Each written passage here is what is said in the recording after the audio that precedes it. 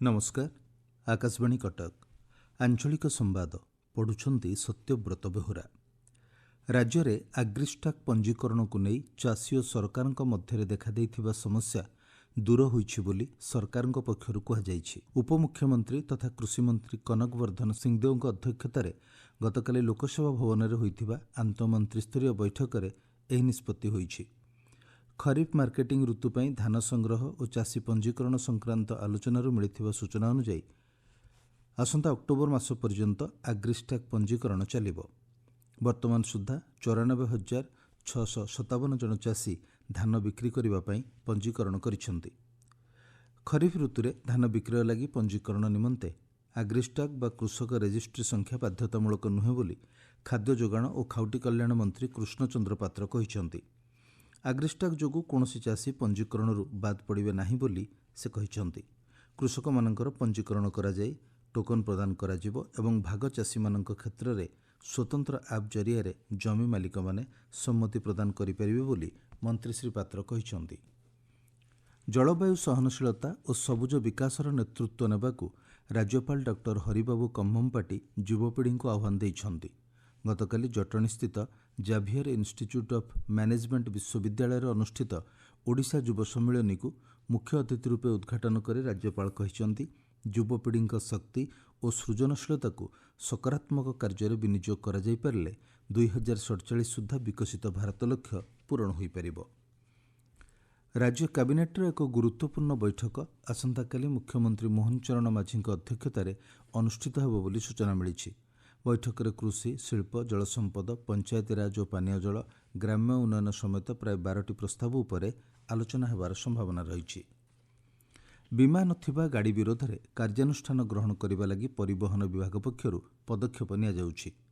ई detection माध्यम राज्यर समस्त टोलगेट दे यातायात करुथिबा जानवाहनर बीमा फिटनेस और प्रदूषण प्रमाणपत्रर स्वयंक्रिय पद्धति जांच कराजिबो। वैध कागजपत्र नथिले ई चालाण जारी कराजिबो।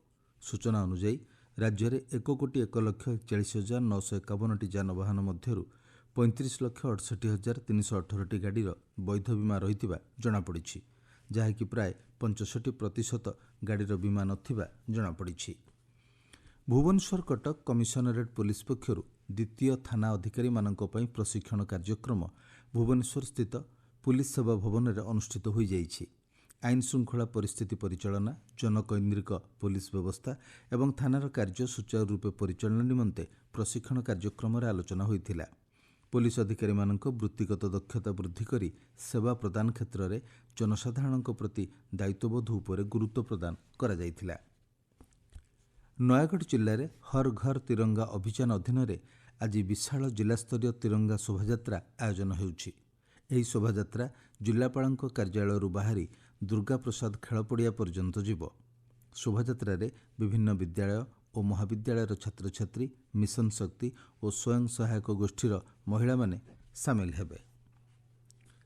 सुवर्णपुर पुलिस पक्षरु साइबर अपराध और ऑनलाइन ठकई विरोध में सचेतनता कार्यक्रम अनुष्ठित हो जाइछि। पुलिस अधिकारी माने छात्र छात्री माननकु ऑनलाइन ठकईरु सुरक्षा पाइबा निमंते विभिन्न उपाय संपर्क में विस्तृत भाव सूचना प्रदान करथिले। नयागढ़ जिला कंटिलो स्थित नीलमाधव पीठर पश्चिम द्वार परिसर में स्वच्छता अभियान अनुष्ठित हो जाइछि। खंडपड़ा विधायक दुष्मंत कुमार स्वाई नेतृत्व में खंडपड़ा ब्लॉक उन्नयन अधिकारी तहसीलदार और अन्य समस्त अधिकारी और कर्मचारी माने स्वच्छता कार्य सामिल होइथिले। पाणीपाग उत्तर पश्चिम बंगोपसागर और एहार आखपाख अंचल सृष्टि होइथिबा घूर्णिबलय आसंता काली सुधा लघुचाप क्षेत्र में परिणत होबार संभावना रही।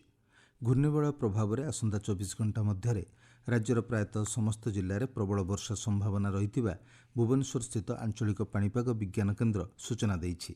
एही समय मध्य बिजुली घड़घड़ी सह वर्षा हेबा नै सतर्क सूचना जारी करा जाइछि। हीराकुद जलभंडार में आज सकाळ 6टा सुधा जलस्तर 613.89 फुट रही। जलभंडार मध्यकू प्रति सेकेंड्रे 2,31,613 घनफुट जल प्रवेश करुथिबा बेले 12टी गेट और पावर चैनल मध्य देई से समय मध्य 2,15,564 घनफुट जल निष्कासित हेउछि। आंचलिक संवाद वर्तमान एतिकी। परवर्ती आंचलिक संवाद शुणिपारे अपराह्न 2टा 32 मिनिट्रे।